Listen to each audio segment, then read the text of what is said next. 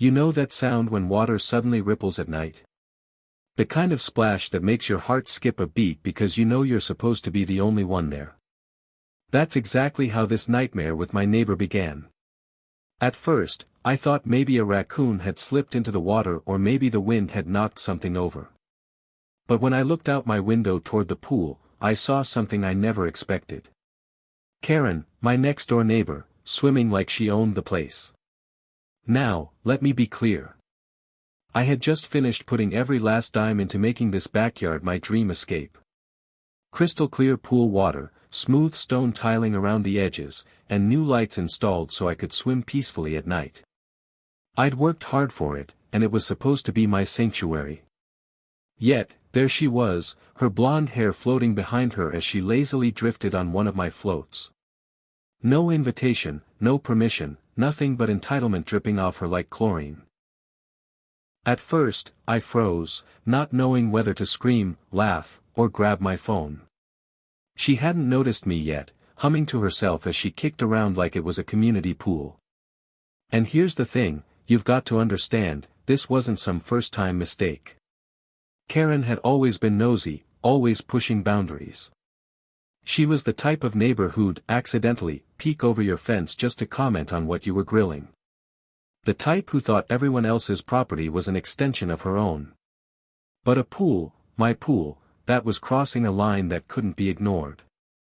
I stormed outside. The sound of the sliding glass door slamming made her jump. She blinked at me like I was the one trespassing. "Oh, relax," she said, dripping water onto the stone. "It's just a pool. You weren't even using it." Her tone boiled my blood. I told her this was private property, that she had no right to step foot in my backyard, let alone strip down and swim. But instead of apologizing, she rolled her eyes, claiming the neighborhood didn't believe in fences, and that it was selfish for me not to share. That was the first time I realized this wasn't going to be a simple misunderstanding. Karen wasn't sorry. Karen wasn't even embarrassed. She genuinely believed she had every right to help herself to what was mine. And that splash in the dark, that was just the beginning of a storm that would end with handcuffs glinting under flashing red and blue lights. The next morning, I thought maybe, just maybe, Karen had realized how outrageous her behavior was. Maybe the embarrassment of being caught would keep her away from my pool.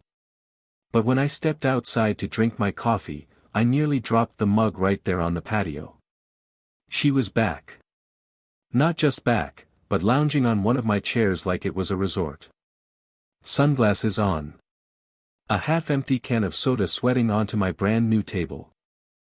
I marched over, trying to keep my voice calm. "Karen, what on earth are you doing here again?" She didn't flinch. She didn't apologize. She just waved a hand lazily and said, "Oh, don't get so uptight.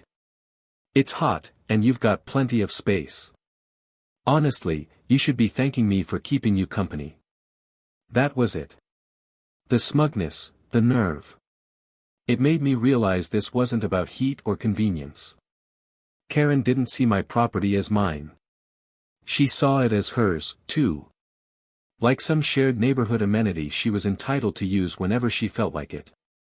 I tried reasoning with her. I explained boundaries, ownership, respect, every rational argument I could think of, but she just laughed and took another sip of her soda. "You can't own water," she said, as if that was some profound justification. "It's meant to be shared." I was stunned. Own water? What kind of logic was that? This wasn't a stream or a public park. This was my pool, my property, my hard-earned escape from the world. But Karen had twisted it into some bizarre moral obligation for me to provide her with leisure. From that point on, it became a pattern. I'd hear splashing late at night or catch her sneaking through the side gate in the middle of the afternoon. Sometimes she'd bring a towel, sometimes she'd bring snacks, and once, believe it or not, she even brought her sister over for a pool day, like it was her own private club, and I was the uninvited guest. I installed locks on the gates, but somehow she'd still find her way in. I confronted her over and over, but her responses never changed. It was always the same dismissive tone. Relax. Don't be so dramatic. It's just a swim. But here's the truth. Every splash, every trespass, every smug shrug from Karen wasn't just an annoyance. It was an escalation. And deep down, I knew if I didn't put a stop to it, something far uglier was bound to happen. And trust me, what came next turned ugly fast. It reached the point where I couldn't enjoy my own backyard. Every time I opened the curtains, I half expected to see Karen's head bobbing in the water. And more often than not, I was right. The locks didn't stop her. The warnings didn't stop her. Nothing got through that wall of entitlement she lived behind. So, I decided to try something different. Instead of exploding with anger or pleading for decency, I wrote her a formal letter, clear, direct, and legally worded. I handed it to her myself and told her it was the final warning before I'd have to call the authorities. She took the letter, smirked, and crumpled it right in front of me before tossing it in my trash bin. That's when I knew we had crossed into dangerous territory. A week later, I came home from work to find wet footprints trailing from my side gate all the way across the patio. The pool water was disturbed, floats drifting aimlessly, and the unmistakable smell of Karen's cheap coconut sunscreen lingered in the air.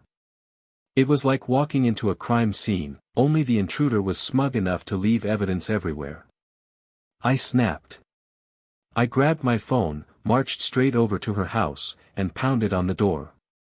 She opened it in a robe, hair still damp, and had the gall to grin. "Oh, hi neighbor. Great swim today." I told her point blank that this was trespassing. Not borrowing sugar, not neighborly friendliness. Trespassing. I said if she ever set foot in my yard again without permission, I'd call the police. Her grin disappeared. For the first time, I saw a flicker of anger in her eyes. She leaned forward and hissed, "Go ahead, call them. You'll look ridiculous wasting their time over a pool." Then she slammed the door in my face. That night, I sat awake staring at my phone. Every creak outside made me wonder if she was slipping through the gate again. Every faint sound of water made my heart pound.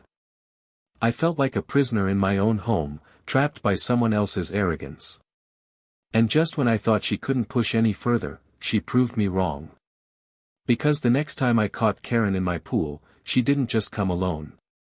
She brought guests, laughing, splashing, turning my backyard into a party I never agreed to host.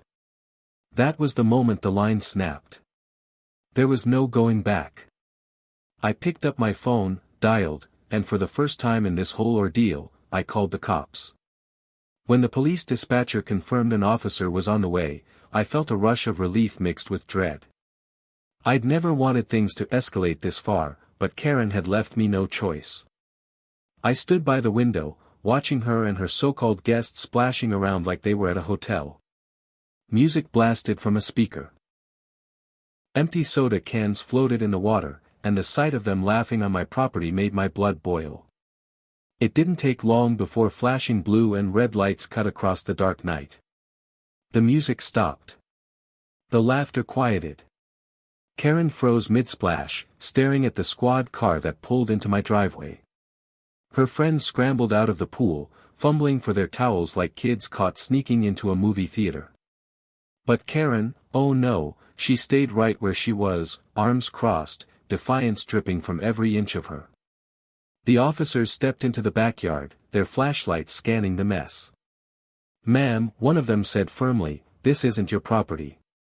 We need you to get out of the pool." Karen tossed her hair back, water droplets scattering, and snapped, "This neighborhood doesn't believe in fences. He's being selfish. It's just water." The officers exchanged a look. Then one spoke again, sharper this time. "Step out of the pool now." But Karen didn't move. Instead, she smirked and said, "You can't make me."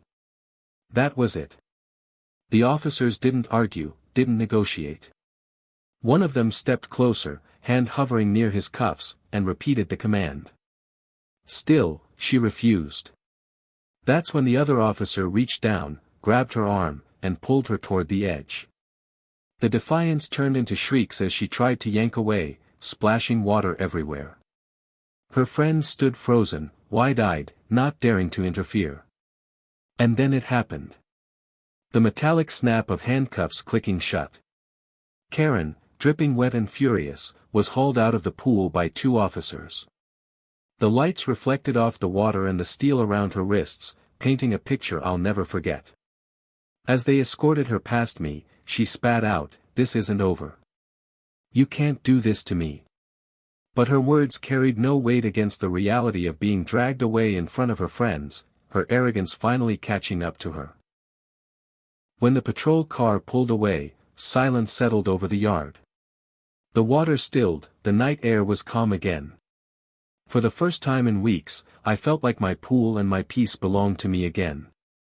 Karen thought she owned the water, but in the end, it swallowed her pride and left her in handcuffs. If you enjoyed this crazy Karen pool story, don't forget to like the video, drop a comment below, and tell me what you would have done if Karen trespassed into your backyard. And of course, hit that subscribe button so you don't miss the next shocking story. It's going to be even wilder.